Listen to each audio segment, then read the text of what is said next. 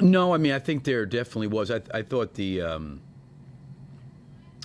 some things I think that we talked about adjustment-wise in the zone that I didn't think we executed great, especially in the second half on some of the pick and roll stuff. We let the ball get over the top. We wanted to keep it on the side. We just had a hard time doing that. That was the first thing. I think the other thing, too, is we needed to be a little bit cleaner because we knew there was going to be situations where Siakam was going to be cross-matched. We're going to need to bring some help to him.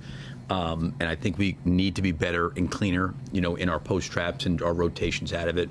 But I also thought the other part of it for me was the physicality part. Like these teams, we'll see with Cleveland, on Tuesday. These guys made a deep run last year. The one thing you learn, I think, by being in the playoffs is how, like, everybody knows each other. You're playing in a 7-game series, right? Like, whenever a play's called out, both teams know what play it is. And it really, really comes down to, what I would call, like, when the ball's in the air, the physical parts. And I thought a game tonight was good for us.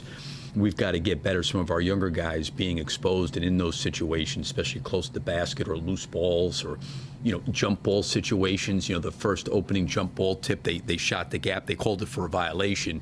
But then we had another one. They shot the gap again. Like those kind of things that we need to get better at. But I thought, to your point, the overall the fight was definitely there, and I appreciate that from our guys. But some of those teams, like when they look to change momentum in a game, generally the way you change momentum is not by making shots, although that helps. It's generally ramping up the physicality. You started Dalen in the first half and Trey in the second half. What was the decision making there? And overall, how do you think Trey's played? He just looks like one of those guys who kind of stays in his lane. And yeah, he's been great. Really high IQ. Yeah. Got a great feel for the game, and also I think for a guy that's, with his size, he's got an uncanny ability to finish. He also can spear. He's like a really good screener and plays in the pocket and then can make plays from there. The feeling, I thought Dalen, did a good job. It was just more, could we, with it being a 1-point game, could we maybe a little bit more pick him up full court, pressure him more full court to start the third quarter, and that was kind of the reason to do it. Meaning Halliburton. Yeah. I'm sorry. With Kobe that first half, it seemed like he was giving him some problems. Second half, did they do anything adjustment-wise that kind of handcuffed him, at least in the scoring department? I mean, he didn't have a lot of assists. Yeah, I think, he got it going. He ran off a period there where he knocked down a bunch of threes in a row and he got going. Again, I think that he got, I thought in the second half they were taking away the threes. I thought we got downhill quite a bit. I didn't think I don't know what the numbers will be like, but maybe off base, but I just didn't think we finished very well at the basket. Like he had a couple where he was able to get downhill and we just didn't finish, and he got a couple down, in around the rim, he didn't finish. The other thing too, for Kobe to start the game, he made a ton of shots in the lane, like where he drove it and reverse pivoted and made a lot of those pull-ups. Then he kind of made the threes late. But they were really pressing up on him, high pickup, so it was hard getting maybe some of those threes off in the second half that he did in the first half. I thought what was open for him was attacking the basket, and I thought he tried to do that. And then with Modest, how important is it over the rest of the season to allow him to start learning now what life is like closing games, to kind of get that feel? I mean, he's closed a couple of games, but, for the most part, to put him in situations where it's a tight game, and for him to feel that physicality and the emotion of trying to, learn how to. No, and I do think that all these experiences for him, are going to be important. And I'm certainly not opposed to having him close games, but any experience he got, like I think if you look at since he started, the 10 days that he's had, it's been Durant, Kawhi, Paul George, Siakam, like.